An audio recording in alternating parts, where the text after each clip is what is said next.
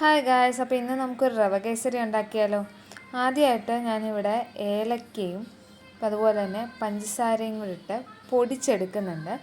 അത് നമുക്ക് ഒരു ടേസ്റ്റ് തരാൻ വേണ്ടി ഞാൻ റവ കേസരിക്ക് ഇടാറുണ്ട്. അത് കഴിഞ്ഞ് ഞാനിവിടെ കാഷ്യൂ വറുത്തെടുക്കുന്നുണ്ട്. ആ നെയ്ക്കകത്തോട്ട് തന്നെ റവയും വറുത്തെടുക്കുന്നുണ്ട്. ഇവിടെ 2.5 കപ്പ് റവയാണ് ഞാൻ എടുത്തിരിക്കുന്നത്. റോസ്റ്റഡ് റവയാണെങ്കിലും അതൊന്നും കൂടെ വറുത്തെടുക്കുന്നത് നന്നായിരിക്കും, കാരണം കുറച്ച് ദിവസം കൂടെ നമുക്ക് വേണമെങ്കിൽ കീപ്പ് ചെയ്യാൻ പറ്റും.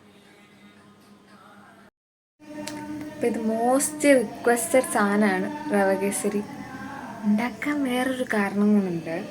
ഞാൻ കഴിഞ്ഞ ദിവസം തക്കാളിച്ചോറിൻ്റെ വീഡിയോ ഇട്ടപ്പോൾ എല്ലാവരും എന്നോട് ചോദിച്ചു, തന്നെത്താൻ ഉണ്ടാക്കിയിരിക്കുന്നത് ഇനിയാണ്. എല്ലാവരും എന്ന് ഉദ്ദേശിച്ച കോളേജിലെ കൂടെ പഠിക്കുന്നവരാണ്, എൻ്റെ ഫ്രണ്ട്സാണ്. അപ്പോൾ അവർ എന്നോട് ചോദിക്കുക, തക്കാളിച്ചോറ് തന്നെത്താൻ ഉണ്ടാക്കിയിരിക്കുന്നതിന് ഒരെണ്ണം കോളേജിൽ കൊണ്ടുവരത്തില്ല. അപ്പോൾ അതിന് വേണ്ടിയിട്ടും കൂടാണ് ഈ റവ കേസരി ഉണ്ടാക്കുന്നത്. ഇപ്പോൾ റെഡി ആയിക്കൊണ്ടിരിക്കുന്നു. വെള്ളം തിളക്കുക അപ്പുറത്ത്. വെള്ളം തിളച്ച് കഴിഞ്ഞിട്ട് മുമ്പേ പൊടിച്ച് വെച്ച ഏലക്കയും റവയും പിന്നെ പഞ്ചസാരയും പിന്നെ കാഷ്യൂവും കൂടി ഇട്ട് സെറ്റ് ചെയ്തെടുക്കുന്നു. കുറച്ച് ഫുഡ് കളറും കൂടി ഞാൻ ആഡ് ചെയ്തിട്ടുണ്ട്. അത് കഴിഞ്ഞ് സെറ്റ് ചെയ്തിട്ട് കുറച്ച് നേരം നമ്മൾ റെസ്റ്റ് ചെയ്യാൻ വെക്കണം. തണുത്ത് കഴിഞ്ഞിട്ട് നമുക്ക് കട്ട് ചെയ്ത് പീസായിട്ട് എടുക്കാൻ പറ്റത്തുള്ളൂ.